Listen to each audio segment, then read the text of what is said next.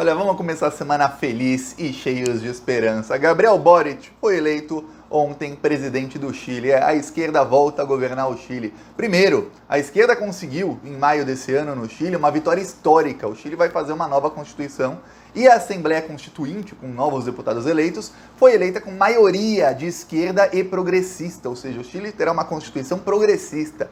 Mais do que isso, ontem foi confirmada a grande vitória da esquerda. Finalmente, os bolsonaros de lá foram derrotados, vão para o lixo da história do Chile. Gabriel Boric foi eleito presidente. Olha, foi uma eleição muito complicada mesmo, porque durante a eleição, o governo, vamos lembrar que o governo do Chile é um governo conservador, um governo direita, quase de ultradireita, que é o presidente Piñera. E o presidente Piñera, ele junto com governadores, paralisaram o transporte público no Chile para impedir a população de votar. A coisa foi tensa no Chile. Mesmo assim, Gabriel Boric, que é de esquerda, tem 35 anos apenas, jovenzinho, foi eleito presidente do Chile. Eu vou falar disso aqui. O Chile volta a sorrir, assim como a Bolívia voltou a sorrir no ano passado. O México voltou a sorrir, a Argentina está sorrindo, e em 2022 quem é que vai sorrir? Somos nós aqui vamos sorrir. Em 2022 nós estaremos lá com Lula. Ontem foi o Chile com o Gabriel Boric, e no ano que vem, daqui 10 meses mais ou menos, seremos nós com Lula. Seremos ou não? Comenta aí. Vou falar disso, mas antes, um segundinho. Se você tem esperança de que melhoraremos, de que o Brasil voltará a sorrir, de que a esperança está lá, de que voltaremos ao caminho certo, então inscreva-se no canal, aproveita, curte o vídeo, olha, 1 segundo, é de graça. Aqui a gente faz oposição a esses malditos bolsonaristas, esse desgoverno fascista, todos os dias. Aqui não tem descanso, viu? Faça chuva, faça sol, fim de semana, dia de semana, feriado, Natal, Ano Novo, sabe por quê? Porque esses malditos não descansam na missão deles de destruir o Brasil. Então nós aqui não descansamos. Então por isso que eu peço a sua inscrição. Agora, vamos falar sobre o Chile. Eu vou mostrar aqui algumas coisas que estavam acontecendo lá durante a eleição. Só para você ter ideia de como foi tensa a coisa no Chile. Aqui estava saindo na TV, o Canal 13 lá é um dos maiores canais de televisão do Chile. Aí, quem quiser pausa aí para ler, mas estava aqui, eles estavam mostrando o tamanho dos congestionamentos. Os eleitores levam até 2 horas esperando transporte público. E aí mostrava aqui o tamanho dos congestionamentos, dá para ver aqui os carros, tudo mais. Então as pessoas ficavam até 2 horas esperando o transporte público. Por quê? Porque o presidente do Chile e os governadores aliados, e eles estavam com o outro candidato, que se chama Cast, que é um neonazista. O cara é neonazista, o cara é nazista, veja bem, nazista. Claro, durante a eleição eles fingem que não são para conseguir mais votos, mas assim como o Bolsonaro o Castro lá no Chile também é. E aí o que aconteceu? Como eles eram aliados dele, eles sabem que a população que vota na esquerda geralmente é a população mais pobre. A esquerda tem a grande maioria dos votos entre a população mais pobre. Ali, 70% dos votos são de esquerda, assim como no Brasil, em outros países da América Latina. Aí o que acontece? Eles pensaram, se a gente impedir a população mais pobre de chegar à urna, a gente ganha a eleição. Então, tentaram de todo jeito roubar a eleição. O dia foi uma luta no Chile, por quê? Sem transporte público as pessoas não conseguiam ir, as pessoas começaram a fazer, olha só como são, as pessoas são inteligentes, começaram a fazer isso aqui, colocar aqui, e não foi 1 nem 2, foram milhares, colocaram assim, eu te levo para votar nos carros. E aí, as pessoas começaram a se organizar, quem tinha carro, levava 4, 5 pessoas para ir votar, pessoas que estavam ali no ponto de ônibus esperando. Para quê? Para ver se eles conseguiam driblar a falta de transporte público. Aí chegou no nível de que o governo chileno falou, olha, a gente não está acabando com o transporte público não. Inclusive tem mais ônibus do que normalmente, tem 75% a mais de ônibus do que normalmente. Só que aí as TVs mostravam exatamente o oposto, olha o tanto de ônibus na garagem.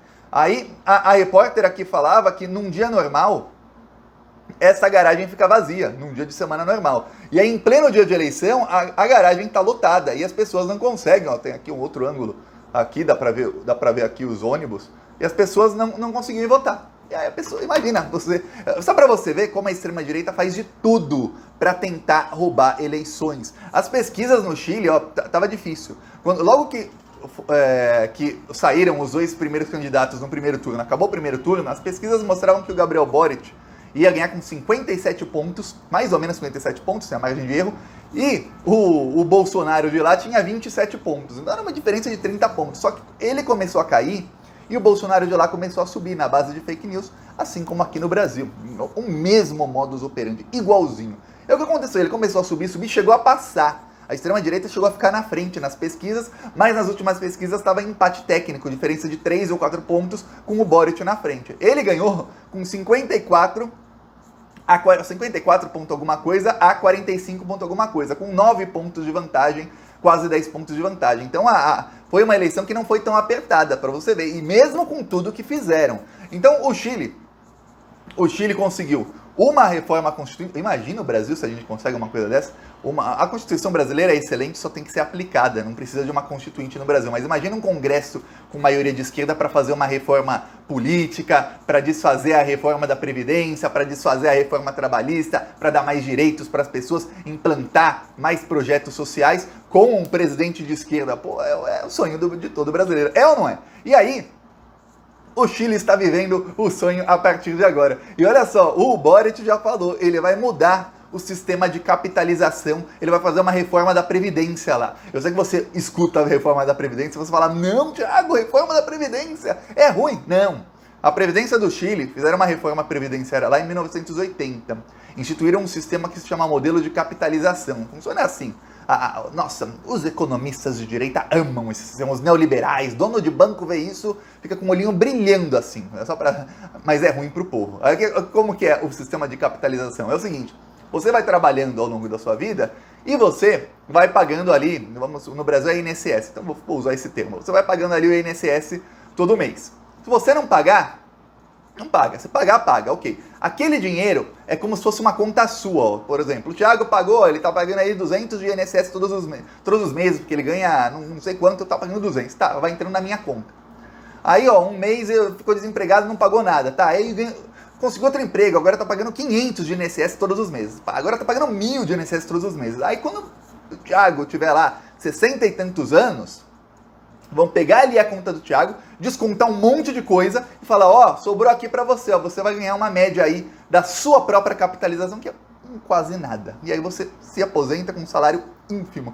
Mas, Thiago, e se a pessoa é um trabalhador informal, se é um empresário de si mesmo, um Uber, o que ele faz? Não se aposenta. Simples, não se aposenta. Você capitalizou, ou seja, você, olha só como é o capitalismo. Capitalizar é o quê? Você aportou dinheiro, você deu dinheiro para o INSS? Ah, não deu? Então você fica sem aposentadoria. Ah, você tinha emprego quando você tinha 16, 17 anos, aí era carteira assinada, você dava. Depois você perdeu o emprego, você não conseguiu o mínimo para se aposentar. Dane-se, esse dinheiro fica lá nos cofres públicos, não voltará para você. É isso, mais ou menos isso o sistema de capitalização, ou seja, quem paga muito e acaba não se aposentando, pagou e perdeu dinheiro. Quem paga muito e acaba morrendo no meio do caminho, pagou e perdeu dinheiro. Quem paga muito e consegue se aposenta com um salário pequenininho porque eles descontam um monte de coisa. Para onde vai esse montante todo de dinheiro, você deve estar pensando. Esse montante todo de dinheiro vai para pagar juros da dívida pública, ou seja, para dar para banqueiros. E vamos lembrar que a dívida pública, não só no Brasil, mas no Chile e em outros países, não é auditada. Ou seja, parte dessa dívida é uma dívida ilegal, é uma dívida que nem existe. A gente está pagando coisa que não tem que pagar. É como se chegasse alguém na sua casa e falasse, ô, fulano, fulana, você me deve um celular. Aí você fala, não te deu, deve sim. E o celular que você me deve custa 10 mil, viu? Mas eu vou te fazer aí, ó, você vai me pagar 100 reais por mês em 100 vezes. Aí pronto, os próximos 100 meses você está pagando ali 100 reais por mês. É assim, a dívida pública dos países em desenvolvimento são assim, os bancos dizem, ó, você está devendo tanto, e os países vão pagando. É isso. Por isso que os banqueiros querem impor essas reformas, que é para economizar dinheiro. Economizar assim, para ter mais nos cofres públicos para dar para os banqueiros. Só para que você saiba, esse sistema acontece no Chile desde 1980. O Chile é o país em toda a América Latina onde aposentados menos ganham. É o país que tem a maior taxa de suicídio entre aposentados do mundo inteiro. É uma extrema miséria entre aposentados no Chile, porque eles não ganham nada, absolutamente nada. Uma pessoa que trabalhou praticamente a vida inteira, mas vamos supor, entre os 18 anos de idade até os 65, essa pessoa ficou 5 anos desempregada no total. Pô, eu vou te falar, comenta aí. Uma pessoa dos 18 aos 65 anos ficar 5 anos desempregada é pouco. A maioria das pessoas acaba passando período, desempregada, às vezes com emprego, mas o emprego é informal, emprego que não paga pro INSS, no caso do INSS de lá. Também acontece. Às vezes a pessoa nem fica tanto tempo desempregada, mas acaba, eu vou dar um exemplo, o Uber é considerado um desempregado para a Previdência, porque você não paga a Previdência. E aí o que acontece? Quem paga mais do que essa Previdência, quem ficou 5 anos desempregado, sabe o que acontece? Para finalizar, seu salário vai ser menor, sua aposentadoria vai ser minúscula, porque você não contribuiu por 5 anos. Ou seja, vão descontar praticamente o triplo ali do que você não pagou. Só para que você tenha ideia. Já vai chegar mais vídeo do Mato Grosso que a gente está rodando lá em várias cidades. Ó, aqui Araguaia, Mato Grosso, denunciando o Bolsonaro.